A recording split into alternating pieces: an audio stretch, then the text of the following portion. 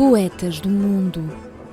A grande poesia na Rádio Transforma.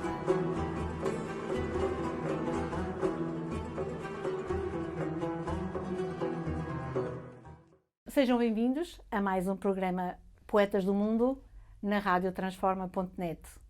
Aurelino Costa e Fernanda de Queiroz, de encontro com o nosso poeta José Régio. Aurelino. Olá. É curioso que nós nos bastidores estivemos já a conversar sobre alguma trajetória da obra de Régio, digamos também na nossa própria vida, na nossa vida como leitores de poesia. Pertencemos de facto a uma geração que nos deu a saborear muito da obra de José Régio, do José Maria dos Reis Pereira, que era o nome de batismo do José Régio. E, particularmente, ele para mim é-me uma figura até muito familiar, porque eu vivo na Póvoa de Varzim, numa freguesia da Póvoa de Varzim, Argivai, que é atravessada pelos arcos, pelo aqueduto de Santa Clara, em que vai até ao Mosteiro de Santa Clara, Vila do Conde. Aliás, o Régio também faz referência ao Mosteiro de Santa Clara, em particular no livro Fado, quando ele diz que voo de fazes no ar e aos pescadores o pelo sinal. Não é? A minha casa distanciaria de Vila do Conde, onde o Régio é natural, aí que é uns 3-4 quilómetros em linha reta. Não é? Eu recordo-me de vir de bicicleta, passar pelo aqueduto de Vila do Conde e vir ter à Praça da República, e muito ali proximamente tínhamos a casa, de facto, a casa de José Régio, que na altura ainda não era casa-museu. O Régio nasce em 1901, salvo erro, em setembro. E recordo-me também de um irmão mais velho meu, o Orindo, mais velho, 10 anos do que eu teria pai 13 anos nessa altura, e entrar num café de Anabar na Póvoa de Varzim com ele, e ele dizer-me: olha, ali está um poeta que um dia irás ouvir falar dele, o José Régio. Eu, como já adorava a poesia, quando ele me fala em poeta, de facto, estaquei e olhei e guardei para mim sempre essa imagem de José Régio. E depois recordo-me de uma tristeza muito grande, em que eu estava no início, na altura, digamos, depois do ciclo preparatório, estaria a começar os primeiros anos do liceu, e do Régio falecer em 1969, e eu sentir-me muito particularmente triste quando amigos meus de Vila do Conde, porque na altura Vila do Conde não tinha liceu, os colegas vinham estudar para a Póvoa de Varzim, para o liceu, na altura o Liceu Nacional da Póvoa de Varzim, o nosso querido Liceu Nacional, e diziam: olha, Aurelino morreu o José Régio, né? Hoje morreu o José Régio. Recordo-me que foi uma das coisas impressionantes. E depois também tive o grato prazer também nessa altura do liceu, e também depois do regresso da Faculdade de Coimbra, conviver muito de perto com um dos sobrinhos do Régio, que era o sobrinho mais velho, que era o Ramiro José, que é a expressão de semblante do próprio José Régio, mesmo o andar e a fala, o timbre da fala. E então para mim foi precioso, porque em 2001 eu fui convidado para fazer um trabalho sobre o centenário do José Régio. E então nesse centenário, esse centenário associaram-se várias cidades a que Régio esteve ligado, tanto Vila do Conde, a cidade onde nasceu, Porto Alegre, a cidade onde ele deu aulas, onde ele formou todo aquele grupo. Aliás, a presença já vem de Coimbra, mas teve alguma particular efervescência nessa altura, penso eu, da sua estadia em Porto Alegre. E depois a Póvoa de Varzim também se associou de onde eu sou natural, às comemorações do Régio, porque o Régio, quando vinha ao norte, ou seja, para a zona da Póvoa Vila do Conde, vinha muito estabelecia-se no Dianabar, na Póvoa de Varzim, no Café Dianabar, onde ele tinha aquela Onde ele tertúlia tinha as tertúlias. com o Manuel de Oliveira, a Agostina Bessa Luís, o meu querido professor também, o Orlando Taipa, que foi um querido professor que eu tive de filosofia, e na altura era psicologia e filosofia, penso eu, que até davam a mesma disciplina. E também um outro professor, que era o professor João Marques, o historiador, que faleceu há 2 ou 3 anos, que foi um dos grandes guionistas também da obra cinematográfica do Manuel de Oliveira, em particular sobre a vida do padre António Vieira, não é? E então ele vinha para a Póvoa de Varzim. Há um texto em que ele diz: à tarde trabalha no Dianabar da Póvoa, muito simpático nestes tempos de inverno e alçado à categoria de gabinete de trabalho pelos intelectuais cá do sítio. O belíssimo sol que está faz dele uma espécie de estufa. Pelas vidraças vê-se o mar franjado de espuma. E de vez em quando interrompe-se o trabalho para um café e 2 dedos de palestra com um vizinho que é um dos intelectuais. O resto do bar está vazio. E eu recordo-me que eu queria ter, de facto, referências sensitivas e pessoais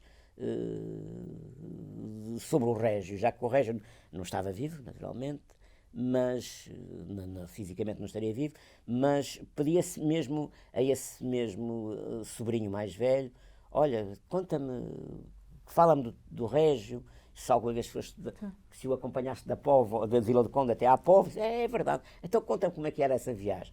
E de facto fabuloso que esse Ramiro José me diz: olha, nós vinhamos pela Marginal, pela Póvoa de Varzim, ele vinha falando comigo, falando do mar, aquelas coisas, e chegávamos ali à Póvoa de Varzim, havia na zona do Castelo as senhoras na venda do peixe, que eram as mulheres da roda, daquele leilão de peixe, que há 20, 24, 34, 35, e aquele cheiro, e ele parava ali e parava extasiado, e parava a observar.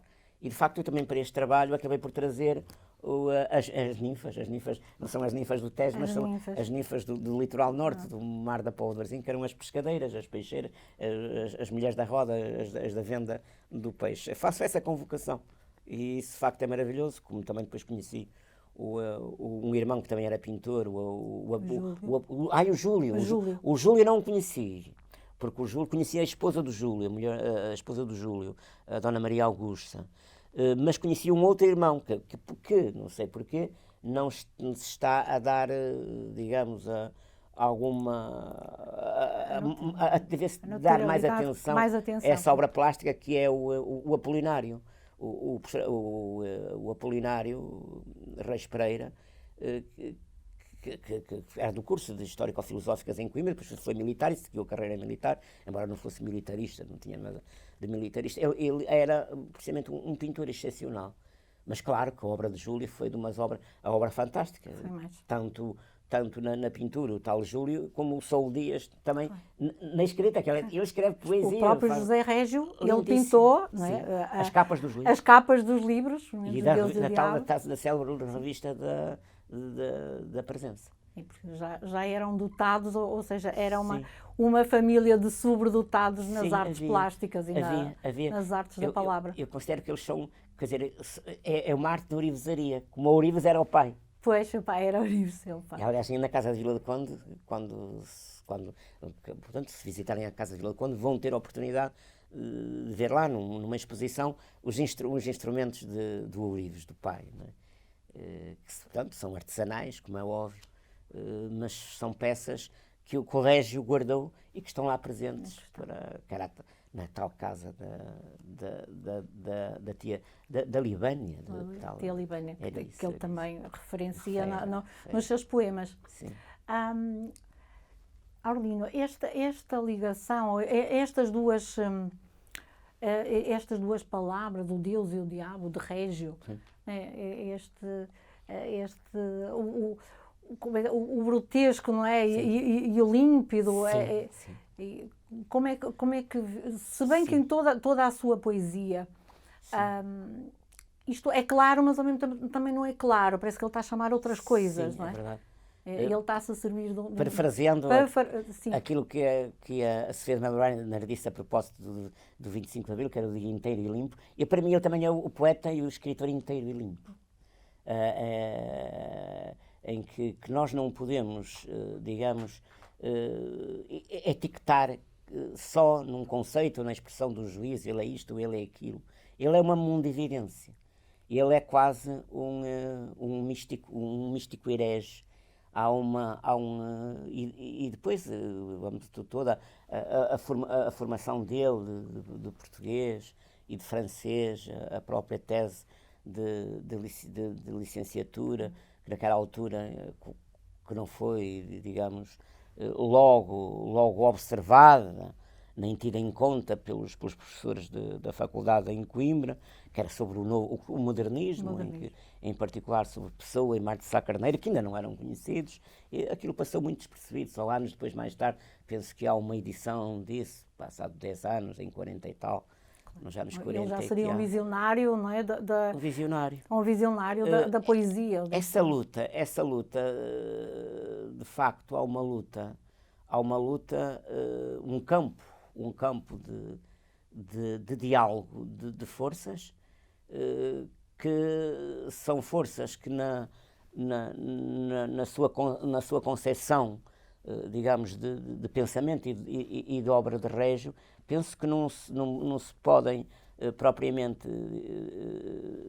fechar, não é? Também não é também não é em termos literários a expressão da obra aberta, mas há uma singularidade, uma particularidade nele, dessa luta do bem, do mal, do Deus, do diabo, o romance psicológico, a tensão das personagens, desde a poesia ao romance, ao próprio teatro. Não é?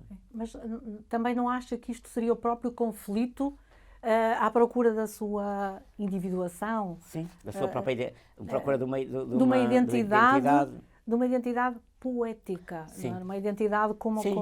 Sim, ele conseguiu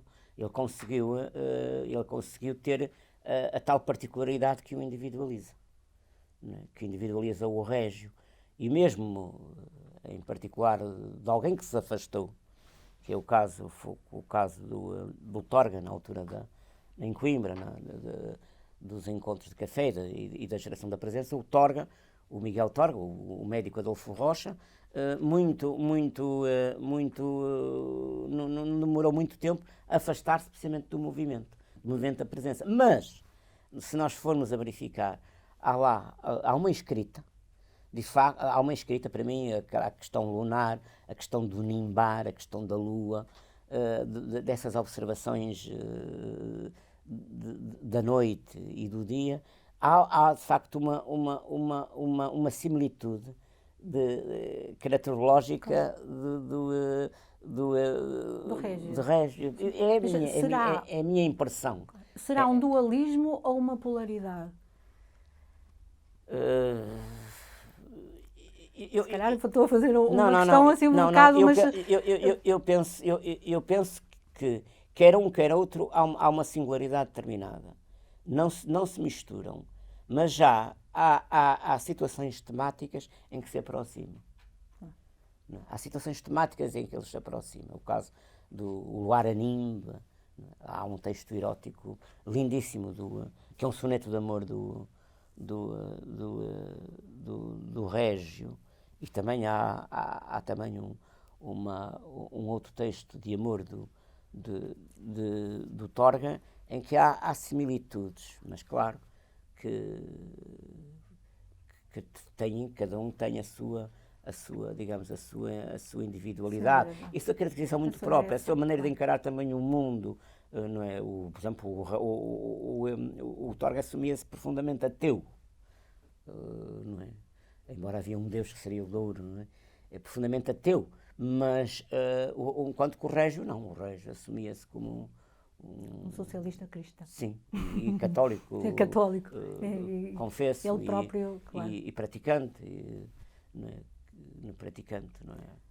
Arlindo, uma das suas declamações que nos deixa pairar de Régio. Eu gostava imenso de ouvir, por si, se puder, que, já que estamos a falar nesta questão da relação e do amor, que há um soneto de amor do Régio, da maneira como ele encara, digamos, o erótico e de uma beleza extrema, sem medo a qualquer sensibilidade. Claro. O romântico é erótico, um sensual, sim, quase que isto muito, é mais sensual muito, até do que erótico, de forma. Eu vou tomar este, sim, que é o soneto de amor.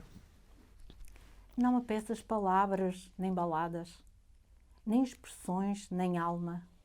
Abre-me o seio, deixa cair as pálpebras pesadas, e entre os seios me apertes sem receio. Na tua boca, sobre a minha, ao meio, nossas línguas se busquem desvairadas, e que os meus flancos nus vibrem no enleio das tuas pernas ágeis e delgadas. Em duas bocas uma língua, unidos, nós trocaremos beijos e gemidos, sentindo o nosso sangue misturar-se. Depois, abre os teus olhos, minha amada, enterra-os bem nos meus. Não digas nada. Deixa a vida exprimir-se sem disfarce. Isto é de um... Isso é muito belo. É. Deixa a vida exprimir-se sem disfarce. Sem disfarce. E eu complementaria uma continuação desse mesmo, que é um outro que eu tenho, o cântico, aliás, que é ou seja, o após a tal a relação de amor, a relação afetuosa. Ele diz-nos isto, cântico, num impudor de estátua ou de vencida, coxas abertas, sem defesa, nua, ante a minha vigília, a noite e a lua. Ela agora descansa, adormecida. Dos seus mamilos roxo-azuis em ferida, meu olhar desce onde o sexo estua. Choro. E porquê? Meu sonho irreal flutua sobre funduras e confins da vida. Minhas lágrimas caem-lhe nos peitos, enquanto o luar animba, inerte, gasta, da ternura feroz do meu amplexo. Cantam-me as veias poemas nunca feitos, e eu pouso a boca, religiosa e casta, sobre a flor esmagada de seu sexo. Ora, isto é de uma beleza erótica, de uma beleza plástica, de uma beleza humana, de uma vivência que penso que é mesmo o retrato, é o vivido, na sua mais pura e mais bela configuração na escrita, não é? É a verdade. Pouso a boca reclinada, como é que ele diz? Ele diz pouso. Eu pouso a boca religiosa e casta sobre a flor esmagada do seu sexo. Ou seja, há todo um movimento fisiológico e de corpo e de verdade. Há muito um sagrado e um profano, não é? Há muito um sagrado e um profano. Pois, mas eu também não sei se nós conseguimos atingir esta... ou seja, ele não esta lucidez. Ele não a separa. Ele não separa, não é? Claro. Isto é, para ele, penso eu que é o ato sagrado. É um ato sagrado, é um ato ele começa por dizer num impudor de estátua, não é? Num impudor de estátua e vencida ante a ternura feroz do meu amplexo.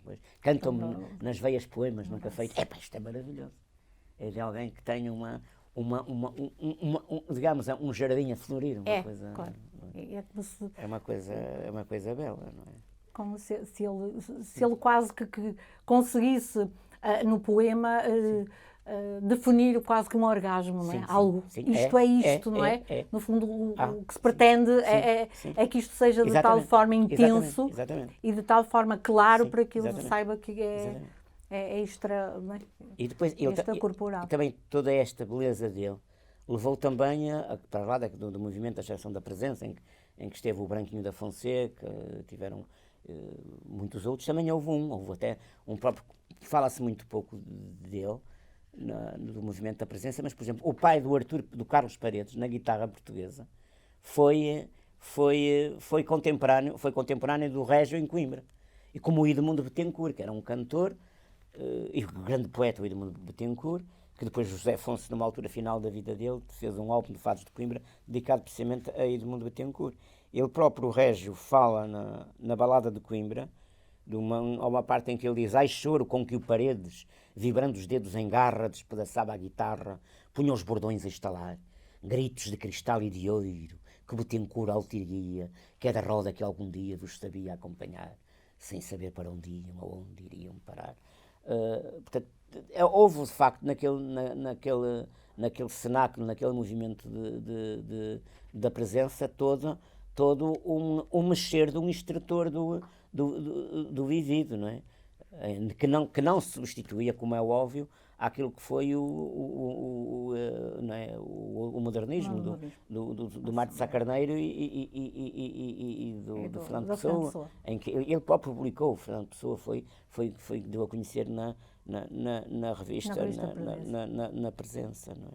Mas coisa, também a escrita dele levou é quando o fado de Lisboa também tem uma revolução, não é? Também. É? Isso, Amália Rodrigues canta no seu fado português, Régio. O fado nasceu um dia, quando o vento mal bolia e o céu o mar prolongava. Na amorada de um veleiro, no peito de um marinheiro, que estando triste cantava. Ai, que lindeza tamanha!